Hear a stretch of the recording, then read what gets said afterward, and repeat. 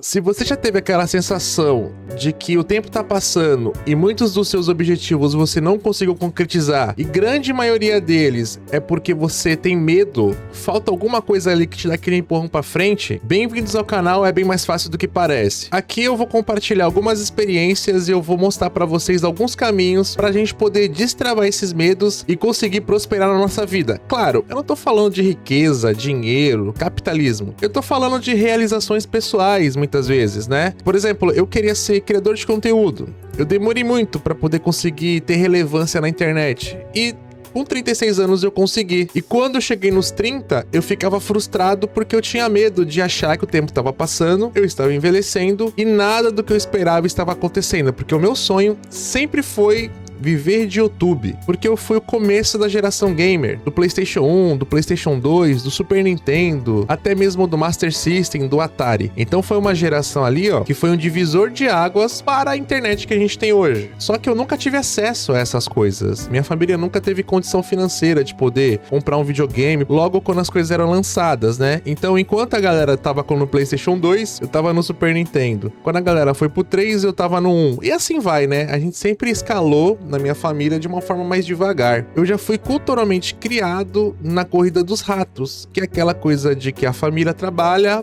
para pagar conta, para priorizar as contas de casa, e aí você não consegue abrir essa mente para poder prosperar. Então, quando eu acabei a escola, eu achei que eu ia ter um trabalho normal, CLT, e ia viver aquela vida que a maioria das pessoas vivem, né? E que infelizmente aqui no Brasil é o limite. As pessoas vivem no limite das suas despesas e não conseguem investir em projetos pessoais, por exemplo. Eu vou pedir até para colocar nos comentários quem é que consegue aí, por exemplo, eu quero, sei lá, colocar uma churrasqueira no meu quintal, comprar à vista. É muito difícil. Por mais que eu quisesse criar conteúdo pra internet, principalmente quando o YouTube explodiu, eu sempre colocava desculpa no meu celular que era ruim, e era mesmo, mas daria pra poder fazer o conteúdo que eu queria. Eu não tenho microfone, eu não sei o que eu vou falar. E aí eu fiquei criando um monte de empecilhos, e esses empecilhos me colocaram lá pra baixo enquanto tava todo mundo fazendo. E hoje eu me arrependo muito de simplesmente não ter começado o projeto. Porque você começa e depois você vai arrumando, você vai melhorando, você vai escalando as coisas. E depois que eu comecei a ter esses equipamentos, que eu comecei a produzir conteúdos na internet, eu ficava colocando a culpa em não ter equipamentos melhores. E depois que eu tive esses equipamentos melhores, eu também não tive resultado nenhum.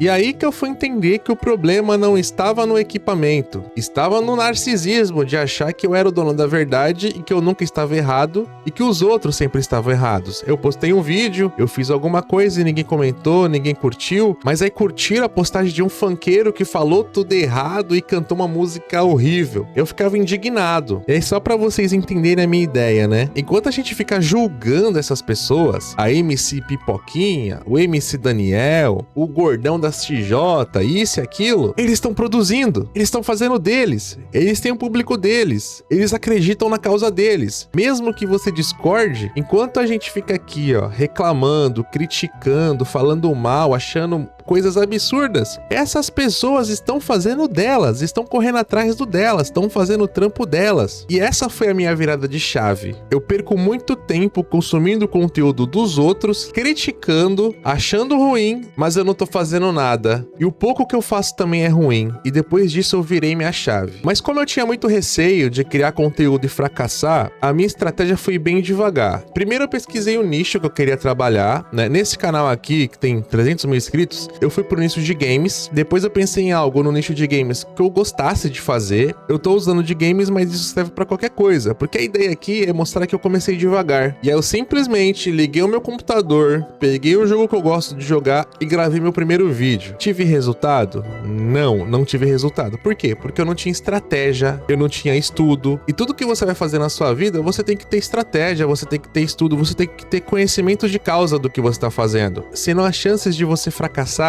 são muito altas. Então qual que foi a minha estratégia? Começar a conhecer todo o universo da onde eu tava me envolvendo, pegar as melhores referências ali da galera de sucesso, se inspirar nela e desenvolver algo inspirado nessas pessoas, mas com a minha cara. E aí galera, não teve jeito, foi boom. Foi vídeos de 1 milhão de visualizações, 2 milhões, 7 milhões de visualizações, e aí um canal de 200 inscritos foi pra 300 mil inscritos, assim, ó, em menos de 6 meses. E isso virou minha chave para desenvolver muitos outros canais. Mas independente de canal ou não, se você não parar, não ter a humildade de reconhecer que você também tá errado, que você precisa melhorar como ser humano, você não vai conseguir prosperar. Então, o que você deseja fazer, seja começar uma academia, criar conteúdo pra internet, trocar de trabalho, você precisa bolar uma estratégia, um plano a curto prazo pra você ir galgando, e quando você chegar nesse curto prazo, você já cria o próximo plano como se fosse subir uma escadinha. Se você for devagar, mas sempre tentar subir um degrau, é melhor do que você ficar se almejando lá no último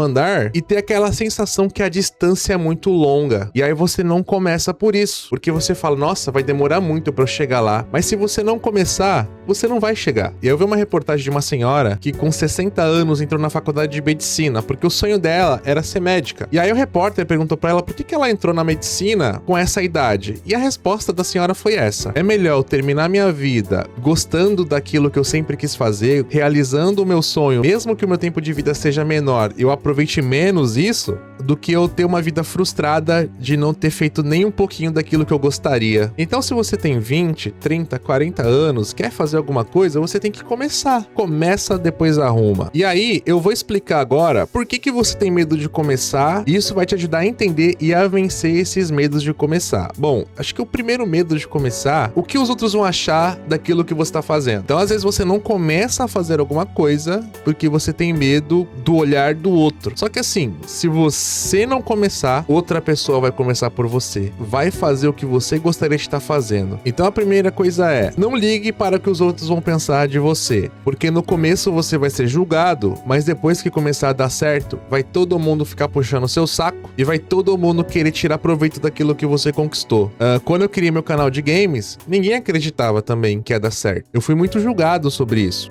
Mas hoje, todo mundo me procura, querendo participar, querendo tirar foto, querendo falar pro amigo que ele é amigo desse cara que é youtuber também. E isso é natural, isso é do ser humano, tá? Não tô falando pra você julgar nem ficar bravo com essas pessoas. É só pra você enxergar e ter essa percepção que você vai ser muito mais procurado depois que você atingir aquilo que você quis. Se você ficar em movimento, as pessoas vão ficar em movimento. Alguém precisa chacoalhar essa caixa pra mudar a percepção sua e de todo mundo que está na sua volta. E se ninguém estiver fazendo, que faça você. Outra coisa importante também é você não ter a síndrome de impostor, de você achar que você não é bom o suficiente para dar aquele primeiro passo. Porque na verdade, você nunca sabe até onde você vai chegar. Você fica com medo de investir tempo e dinheiro, igual eu tô fazendo aqui agora, ó. Coloquei minha placa do YouTube, coloquei um fundo aqui e comecei a gravar falando pra câmera. Pode ser que dê 0 views, pode ser que dê 1 views, 100 views, 1 milhão de views. Eu não sei.